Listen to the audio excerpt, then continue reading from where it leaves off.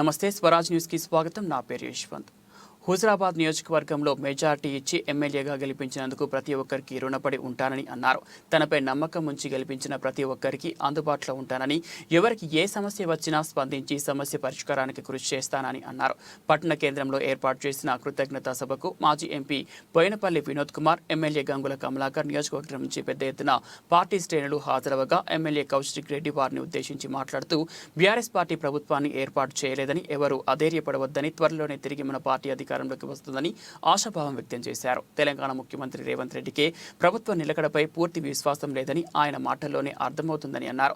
తెలంగాణ ప్రజలకు ఇచ్చిన 6 గ్యారంటీలలో అమలులో పూర్తి స్థాయిలో విఫలమై ప్రజల విశ్వాసాన్ని కోల్పోతారని, రాబోయే పార్లమెంట్ ఎన్నికల్లో అందరూ సమిష్టిగా కృషి చేసి బీఆర్ఎస్ పార్టీకి తెలంగాణలో అన్ని పార్లమెంట్ స్థానాలు గెలిచేలా కృషి చేయాలని పిలుపునిచ్చారు.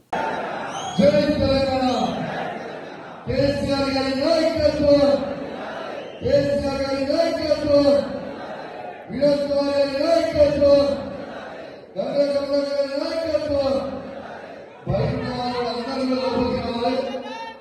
నాకు తెలుసు మీరు అందరూ బయటకు వచ్చారు, 4 గంటలు. బట్ మీ అందరూ కూడా ఓపికగా ఇంతసేపు కూర్చున్నారు. మీ అందరూ కూడా ప్రత్యేకంగా ధన్యవాదాలు తెలియజేసుకోవాలి. గౌరవమైన పెద్దలు,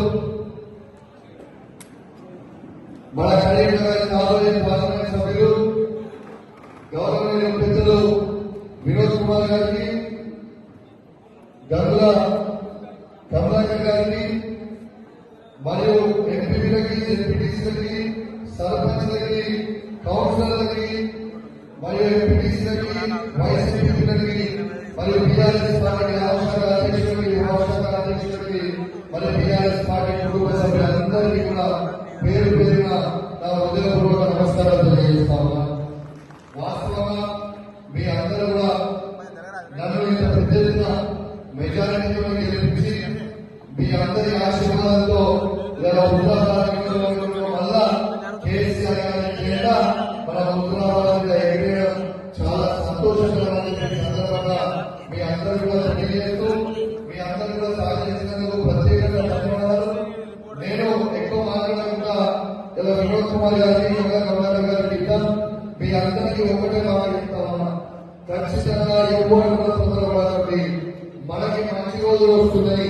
మీరు తీరిగా చెప్పలేను, మైగా చెప్పలేను, మీ అందరూ అర్థం చేసుకుంటారని అనుకుంటున్నారు. ఖచ్చితంగా మనకి మంచి రోజులు కొన్ని సంవత్సరాలు, కొన్ని నెలలనే మంచి రోజులు ఉంటే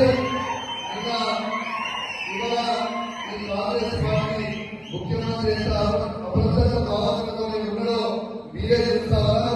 నిన్న ఎంతమంది సభలో మాట్లాడేదో మీరే చూస్తారా. కాబట్టి మీ అందరూ కూడా మీరు అర్థం చేసుకోవచ్చు. అంత బాధలో లేకపోతే బలహీనంగా ఉండడో మీ అందరూ కూడా అర్థం చేసుకోవచ్చు అని తెలియజేస్తూ, ఖచ్చితంగా మన అందరం కూడా ఎటు పరిస్థితిగా వినోద్ కుమార్ గారిని గెలిపించుకోవాలని మీ అందరికీ కూడా చేతులు చూడండి, శిరస్సు నుంచి మరీ కోరుకుంటూ సెలవు తీసుకుంటామని జై తెలంగాణ, జై కేసీఆర్.